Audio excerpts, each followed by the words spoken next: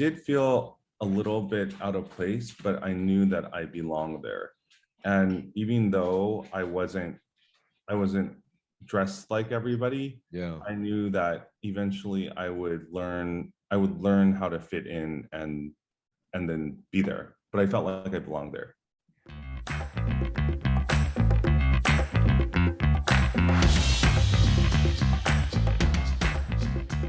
Hello and welcome back to another episode of the Thrive State podcast. I'm your host, Dr. V, and I am super excited for you guys to join me on yet another episode. We are, coming in on a few months, and thank you so much for allowing the show to grow. I've been loving your comments, and you know what? You can do me a really huge favor. It will help the show grow a lot. Is go to ratethispodcast.com/Thrive State. Leave us a 5-star review. Leave us some comments. We'll read them on the air because your opinion matters, and we really want to design the show around what you guys want. And today I am just super pumped because I look at this guy's life and it's just an amazing life. And he comes from such humble beginnings, and to be able to see the life that he's created from himself is magical. Today we'll be talking about manifestation. Today we'll be talking about biohacking, but just a little bit about who we're talking about today. His name is David Christopher Lee. He is a master at branding, social media, advertising, digital marketing for all types of industries, including entertainment, corporate, sports, fashion, lifestyle, and influencers. With over 300,000 followers, he is definitely an influencer on Instagram. I suggest you follow him now. He's actually worked in over 40 countries and has developed an innovative international style of his own. Previously, he was the founder and chief of Destination Luxury magazine. And as a celebrity photographer, this guy has hung out with the best of the best. He was a creative director and producer. He's worked with people like Richard Branson, Lady Gaga, Kim Kardashian, Demi Moore, Quincy Jones, Usher, Snoop Dogg. Who has he not hung out with? This guy knows everybody. And we'll go into how he created this life for himself. And it's pretty damn amazing. He continues to shoot countless campaigns that are featured in New York City at Times Square. David's work has been published in major magazines such as GQ, Vogue, InStyle, People, Teen, Men's Health, Departures, and much more. He has a degree from UC Berkeley, and he sees beyond that of the physical world. And he uses that to translate reality into this new digital era. This guy is amazing. Recently, he's launched the biohack.org, which is the newest site you want to learn, that you need to know if you want to upgrade yourself, learn all the latest biohacks. I'd suggest you guys go there. It's the biohack.org. It's about health. It's about wellness. It's about holistic healing and technologies. It was recently featured on the NASDAQ billboard in Times Square. Now, without further ado, enjoy my conversation with none other than David Christopher Lee. Ladies and gentlemen, David Christopher Lee, welcome to the Thrive State podcast. Thank you for your time, brother. Thanks for having me. You have lived, oh my God, like an amazing life. We want to dive into that. But before I, get the show going, we used to kind of like lubricate our guests a little bit. So 5 quick questions. First off, they're meant to be less than a minute long, and that's going to really kind of set the tone and the fertilizer for the conversation we're about to have too. Is that okay by you, David? Sure. All right. So very first one, what is your favorite book? My favorite book is Boundless by Ben Greenfield. It's all about biohacking. It's pretty much like the Bible of biohacking. And so if you're interested in health, wellness, anti-aging, that is the book to get. I would normally grab that right now, but we're actually sitting. I'm using it as a coffee table, but I definitely reference that a lot as well. Question number 2. What is your earliest childhood memory? I don't know if it's my earliest one, but one that I really remember vividly was when I was 6 years old. My family was really into collecting coins. I was watching the news, and the news was talking about the rarest penny in the world, which was featured at this coin show. So it's a 1914 D penny, which was made during World War One in Denver. And what made it so special was that it's so rare because it was made out of steel, because all the copper was used for bullets.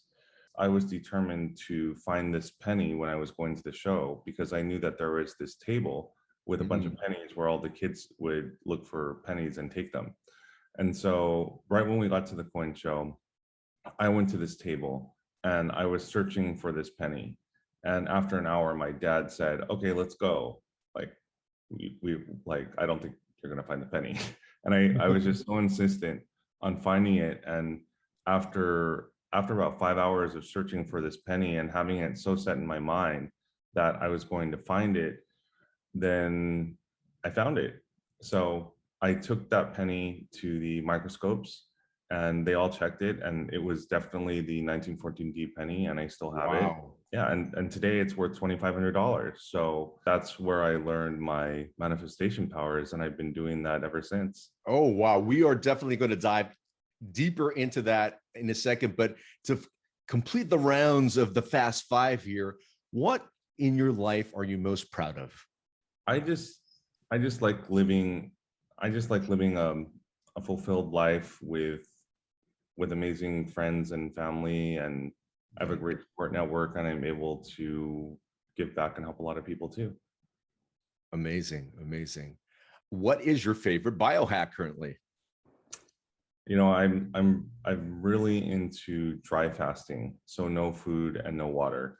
At the beginning of the year, I did a 7-day dry fast, and now I do one 40-hour dry fast a week, and it makes me feel amazing. Oh, wow. We are definitely getting into the details of that. And then the last question here is, what thing do people don't know about you that you want kind of secretly want to tell them? A lot of people don't know that I was an award-winning pianist.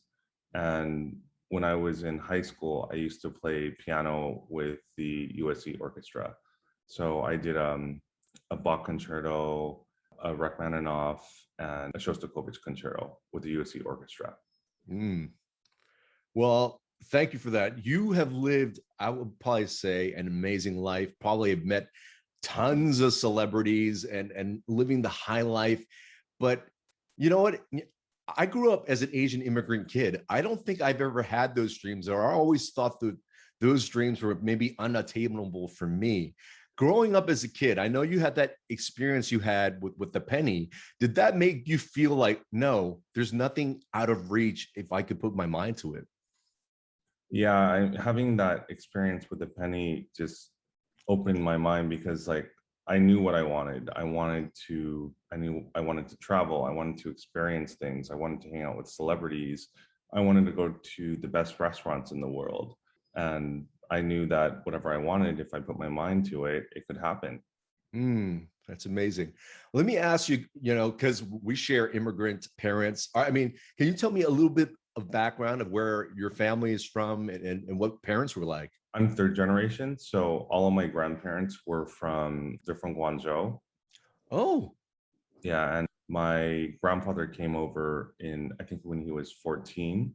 uh-huh. And he has a really interesting background, because he fought in World War II and was a bodyguard for General Walker.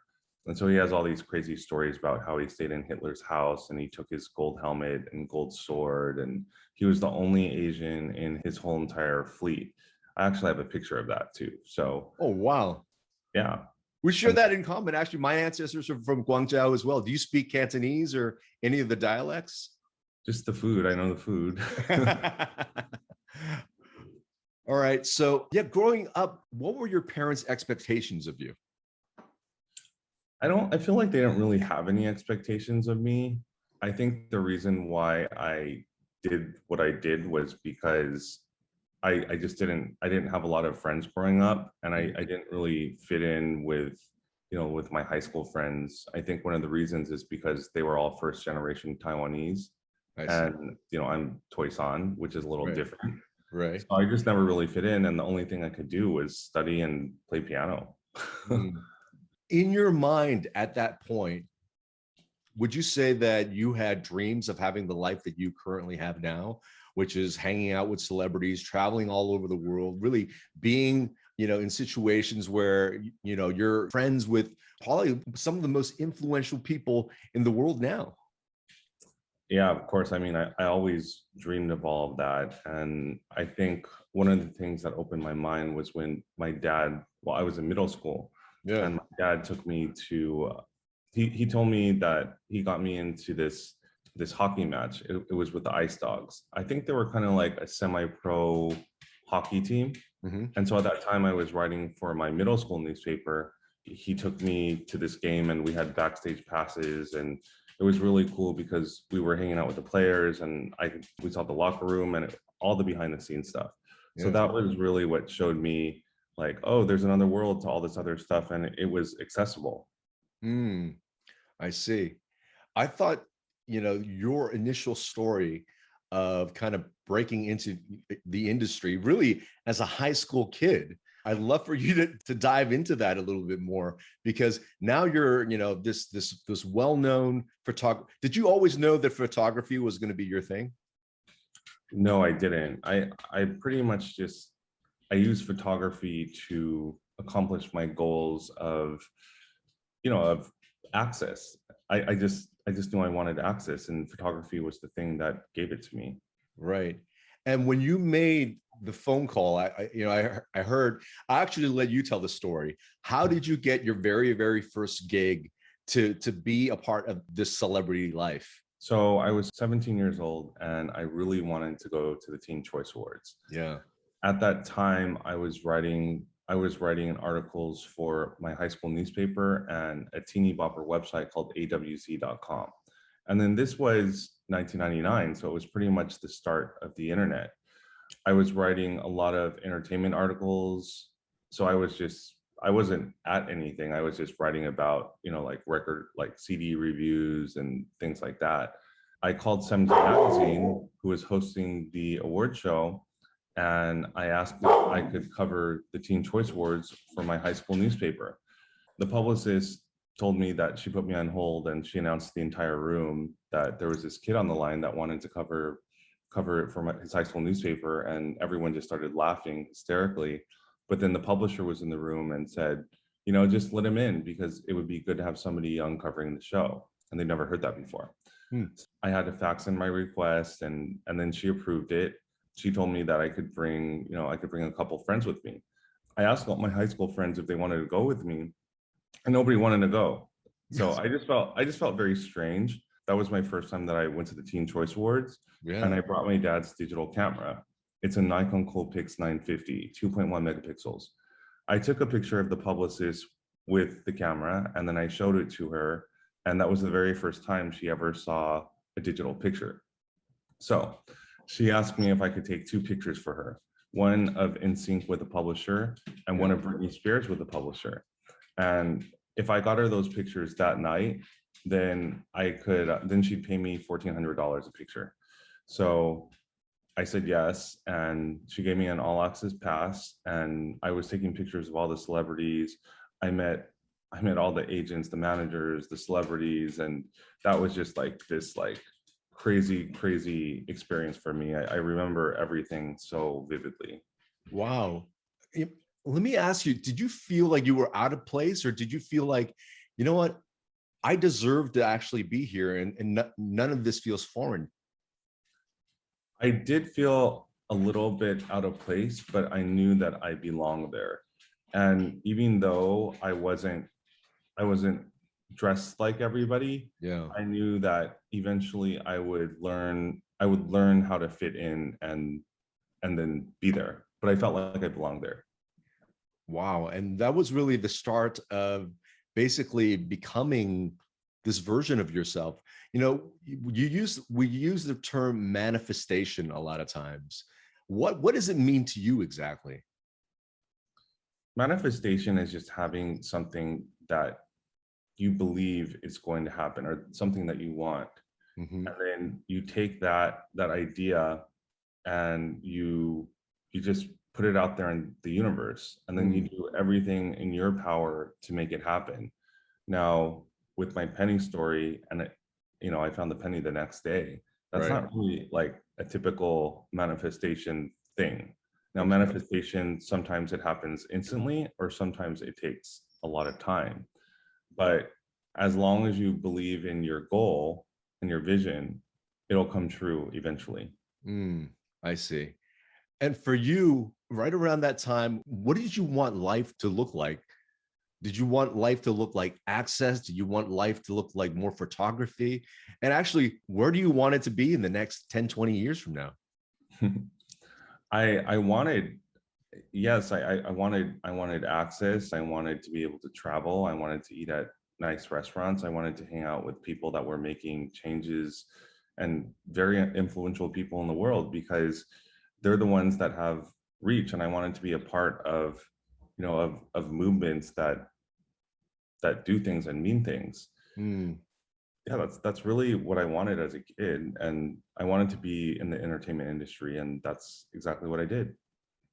That was there ever a thought that, hey, you know, I had that same desire as a kid long, long ago, but for me, it was always that limiting belief, like they're not ready to see an Asian person in media, or certainly my parents, wanted me to kind of go into the direction of medicine. Did you have any of that, like, naysayers or people that were kind of pushing you away from that goal?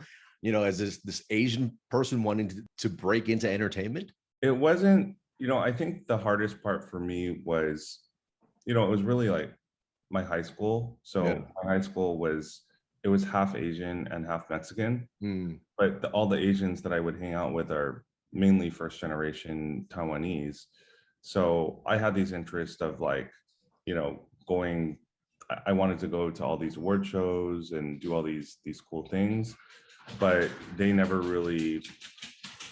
gave me any kind of validation. So I just felt like very strange.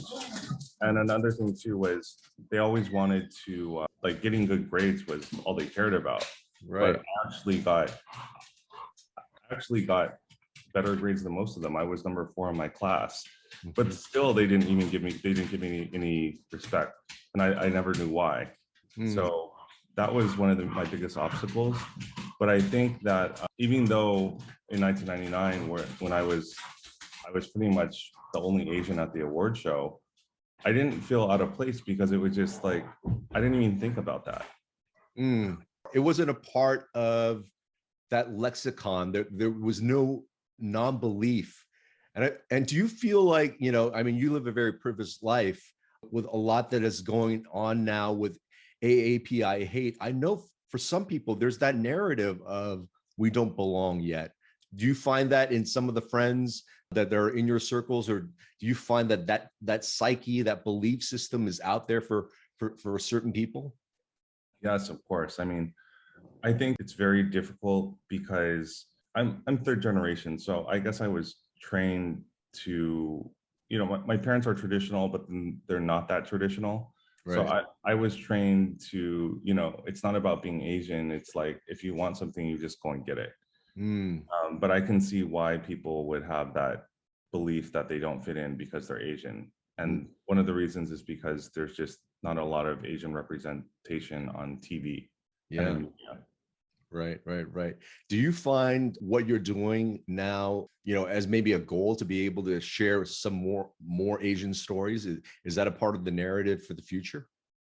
Yeah, I mean, I want as many Asian faces in media as possible. And with this Stop Asian Hate movement, I co-founded a company called NFT for Good. Hmm. And with that, we raised about $80,000 for Stop Asian Hate charitable causes. And it was an NFT campaign. I don't know if you're familiar with NFTs, but Hmm. basically what we did is we minted NFTs of 88 Asian celebrities and influencers and 8 non-Asian allies. And then we sold them for $88 each. So from there, we just created a whole community and people started buying these NFTs, and we really came together and raised that money. So I was really excited about that. This episode of the Thrive State podcast is brought to you by Thrive State MD Immunity Supplement. I actually developed this supplement at the start of the coronavirus pandemic. As some of you may know, I'm a frontline healthcare worker and have worked directly with COVID-19 patients. Some of you may also know that during that time, my fiance was pregnant with my daughter. I had a bonus daughter at home, and I also had elderly parents I needed to protect. I wanted to serve my patients at the highest level while making sure that the people around me were safe. And I couldn't find a product that was out there that actually had quality ingredients at meaningful dosages that would keep my immune system operating at its optimal form. I ended up having to buy supplements from multiple different sources to get the right quality, the right quantity, and the right formulation of an immune product I know would keep me safe. And while I never got sick using that formulation, it costed me hundreds and hundreds of dollars. The Thrive State Immunity Formula is a premium immune formula designed to enhance the body's own natural immune defenses. It is a unique blend of well-researched vitamins, minerals, and medicinal mushrooms, including vitamin C and D3, zinc, quercetin, astragalus, cordyceps, reishi, turkey tail, and beta-glucan. Kaya is now born. She's 2 months old as of the time of this recording. I'm still continuing to serve by treating COVID-19 patients, and I feel really confident about my immune system, applying the techniques outlined in my book, Thrive State, and taking the Thrive State MD Immunity Supplement. If you haven't already, pick up my book at thrivestatebook.com. And if you would like an immunity supplement of your own, the listeners of the Thrive State podcast get 20% off by using the code THRIVE20. Remember, you are your best medicine. Now let's get back to the episode. Really, really neat. I mean, one of the NFTs you did is actually a mutual friend of ours, Kevin Kreider. Congratulations on his new bling empire that's out there. Yeah, it's amazing. I'm so proud of him. When he moved out 2 years ago, it was just kind of struggling, seeing him, put together community, and for him to finally get all that he deserves, that's another beautiful step of what manifestation looks like. Yeah, and one thing that Kevin did is he really put himself out there with talks about Asian masculinity, and learning how to fit in, and now he's made his dreams come true. No, that's amazing.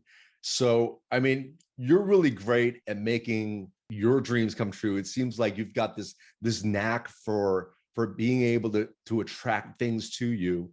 And now you've gotten into biohacking. How did that come about?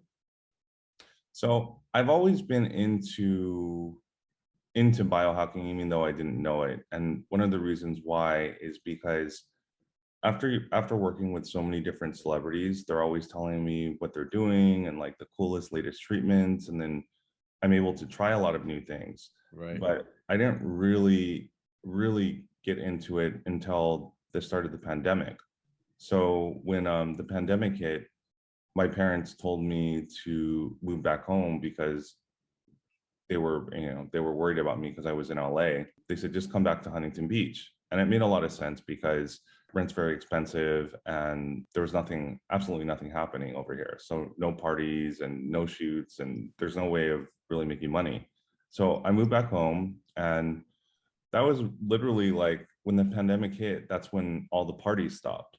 So prior to the pandemic, I was eating and drinking a lot because part of my job would be to go to all these parties all the time, right, and have cocktails, go to fancy dinners, eat a lot of food, and I put on a little bit of weight. When all that stopped, I was really able to find myself through biohacking, through meditation and mindset practices. I started working with one of my friends. His name is Alan Torres, and he had a retreat that he did in Colorado about emotional mastery. Yes. So I learned a lot from him, and he's done ayahuasca probably like 200 or 300 times and studied with a bunch of shamans, and so that was all very grounding, and that's all part of biohacking. And since I had a lot of followers on Instagram, a lot of these biohacking companies were already reaching out to me. They were already doing it. So I was able to try a lot of incredible equipment, and now I know what works the best and what doesn't. Wow. So you really become sort of like this new, kind of like a new version of Ben Greenfield and his Boundless, being able to try all these technologies. Well, what have you found to be most beneficial to your own transformation? The best thing that I've found was dry fasting, which is the no food Interesting. and no water, and that doesn't cost anything. But what it does is it cleans out your system. It starts, your body starts doing autophagy, which, it eats all the dead cells for energy. But I found that by doing that, I'm able to really disconnect myself from the world and disconnect myself from food and water. And it taught me that I don't need anything except for myself. Wow. It's all there. So that's why I feel dry fasting is just so powerful. Well, how did you initially learn about dry fasting, or thought that this is something you could take on your own? So I started my journey with intermittent fasting, Yeah. and then I started doing water fasting. I did a 3-day water fast, which I thought was just crazy because, I've never done anything like that. And then I did a 40-hour dry fast. I was just experimenting a lot. And then my friend Alon, he told me about this book called The Phoenix Protocol, which is Mm, about, it's written by a NASA scientist whose job was to rehabilitate astronauts after they came back to the world because they lose a lot of muscle. right. And he did this through dry fasting. And the guy that wrote it, his name is August Dunning, he went over to Russia, and then he translated a bunch of those studies about dry fasting into English. Mhm. And he met with all those scientists, and he learned so much about dry fasting through that. And when your body does a 7-day dry fast, you get a massive stem cell regeneration, Yeah. which would cost a lot of money. When Alon told me that he was doing the 7-day dry fast at the beginning of this year, I said, sure, I'll do it too. We did it together, and it really is, it's incredible what it can do. And it can also heal a lot of really bad illnesses, like people have done it, like stage 4 cancer, they've healed that just through dry fasting. Oh, amazing, amazing. I would have to ask, during the dry fast, do you have to be in a meditative experience? Are you getting out there? Are you exercising? What happens during that period of the dry fast? Do you have to limit your activities? So for when I do a 40-hour dry fast, I pretty much just do, life as normal, and I'll exercise, I'll swim, I'll take a bath, I'll do the sauna. 40 hours is super easy, but a 7-day dry fast is definitely more intense. On the third day and the sixth day, your body goes through acidotic crises, Yeah. and it is just not a comfortable experience. So the way that you get over all this is you take a lot of baths, you meditate, you do breathing exercises.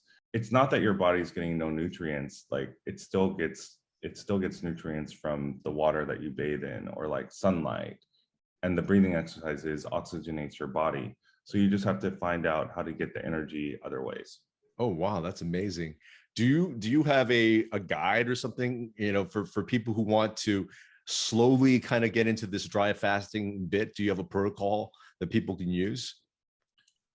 I would say start with intermittent fasting, Yep. and just don't eat breakfast, and then don't eat lunch, and then go to one meal a day, and then try not drinking water until, try to push yourself as much as possible. And everything takes practice. So eventually you can get to one day, and then you do 2 days, and then 3 days, and then 4 days, and then 7 days. One of my friends actually he just did a 19-day dry fast. Wow. So that's seriously next level. I've learned about this religion called Jainism, which is Uh-huh. an Indian religion. Yeah. And those people, it's typical for those people to do a 100-day dry fast. Amazing. I'd love to get the labs and follow you guys from a data-driven perspective the next time you do something like that. It'd be very, very interesting to see what metabolically actually happens in your body. I'd love to see that too. I know you've got a new site that's out there because you're really into all these technologies. Why don't you tell us a little bit about, why you started it and where you see the vision for that going? So my background's in media. I started my first online magazine in 2001 called TD Inc., which was Technology Design Inc. The reason why I did that was because I was just tired of pitching all these stories to my editors, having to get it approved. So I started that in 2001, and that was fashion, technology, and lifestyle. And in 2009, I started Destination Luxury, which is all about luxury, lifestyle, and travel. And after going through this transformation in my mind and my body, I decided to start the biohack.org. And that's about biohacking, health, and wellness. I launched it with a big campaign in Times Square. So we saw it on NASDAQ. Yeah, the NASDAQ. Yeah. So, congratulations. Thank you. This book was on there too. So we're definitely connected, brother. Yeah, we're NASDAQ brothers. Yeah. So that's why I started it. That's beautiful. And what do you see in the future role of biohacking? Do you feel like this is something that is here to stay and allows us to basically be the best human version of ourselves? Definitely. I think the biohacking industry is still very, very new. Yeah. And right now, all the, the main influencers of the biohacking industry happen to be men. And I think that the biohacking perspective has to be told from a woman's perspective. So hopefully a lot more women can become involved with it. And it's just a matter of getting people with all different types of backgrounds to embrace this new form of rejuvenation and anti-aging. And I think that's going to happen. Oh, for sure. And props to you for getting it out there, for being able to create a platform for people to be able to see that. Now, I always find that, to bring medicine out to the masses, or to bring anything to the masses, you almost need to kind of integrate, some kind of media and entertainment to it. Do you find that making things more fun, more palatable to people is how you start to bring in new messages of healing? Yes. I mean, my mentality is everything has to be fun. So even, when I'm consuming information, it's more fun if, the way that I'm learning is entertaining. Right. And that's something that I've learned to do through my writing, through my photography, through my events. And now with all this stimulus that we deal with, we need ways of standing out. So entertainment is the best way of doing that. No, I definitely feel that if we do have a message to share with people, I mean, us as humans really kind of connect with stories, and we connect with those emotions. And to be able to deliver that message, you have to have people kind of like lower down their limbic system to be able to accept the medicine you're trying to give them. Yeah, for sure. Yeah, that's pretty awesome.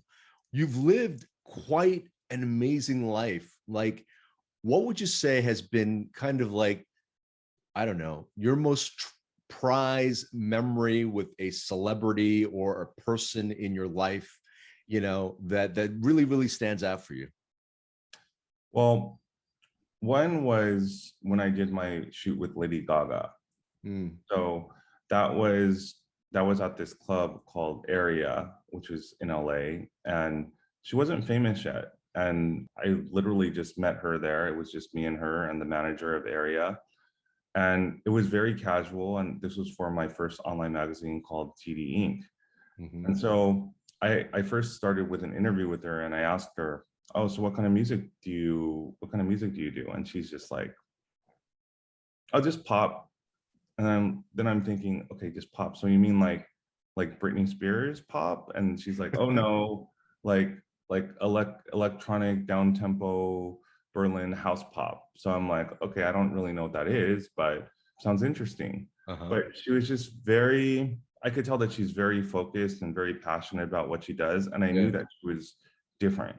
And so after we did our interview, then I'm doing the shoot with her, and it's just me and her. And I'm just telling her, look here, look there, wear this, do that.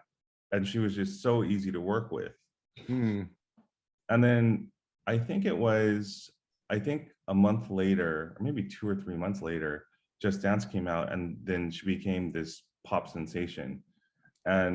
And then she started shooting with all these big photographers like Mario Testino and David LaChapelle and all these big famous photographers. And I was just thinking, wow, just like to be at that moment where I'm shooting her, and my shoot became her first shoot for People magazine. So I just love being a part of that process. The next time I saw her was actually after the Grammys. My friend Veja, she's a recording artist. She invited me to Lady Gaga's after party for the Grammys after she won.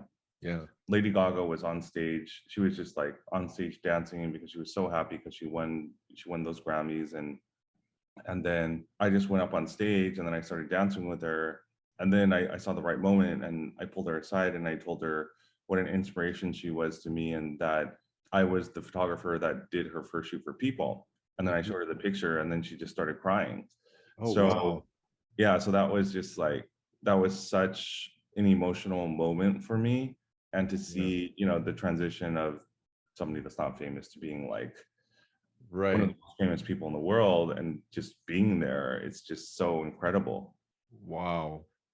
That must have been a very, very beautiful, I would think emotional.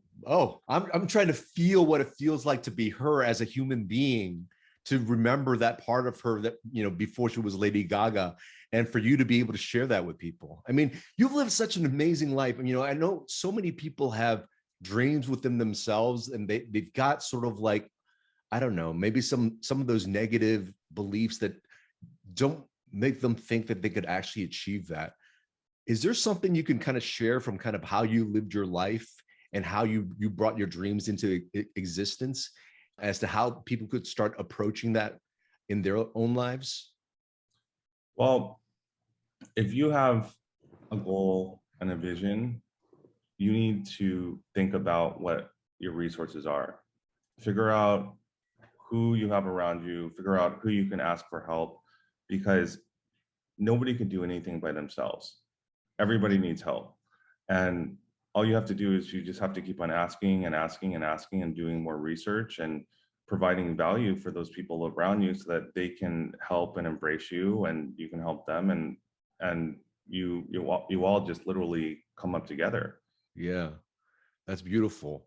What a beautiful life. Now, before I get into my very, very last question, how do people find who you are, your new websites, and all that type of stuff? How do people find you?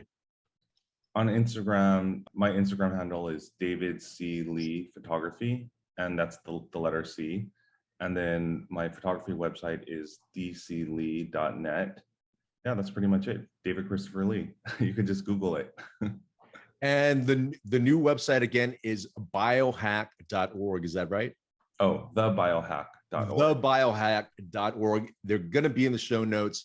Here's my last question to you. You live such an amazing life, healed yourself with so many different things, experienced so much biohack. What has been your best medicine? My best medicine is just having a strong support group. I'm very close with my family. I have a very tight-knit group of friends. In everything that I do, even if it's something that's a little like not traditional, I always have people to support me. So that's pretty much it. Beautiful. Community is medicine. David Christopher Lee, thank you so much for your time. I appreciate you so much, brother. Thank you so much. Hey, I hope you enjoyed that episode. If you're finding this podcast to be valuable, if you're learning a lot, please share it with your friends and family members. And please consider leaving a 5-star review at ratethispodcast.com/ThriveState. That review is really going to help the show grow. And if you haven't already, pick up a copy of my book, Thrive State, at thrivestatebook.com. I would love to connect with you on Instagram, Facebook, YouTube, TikTok, and LinkedIn at Kien Vu MD. Remember, you are your best medicine.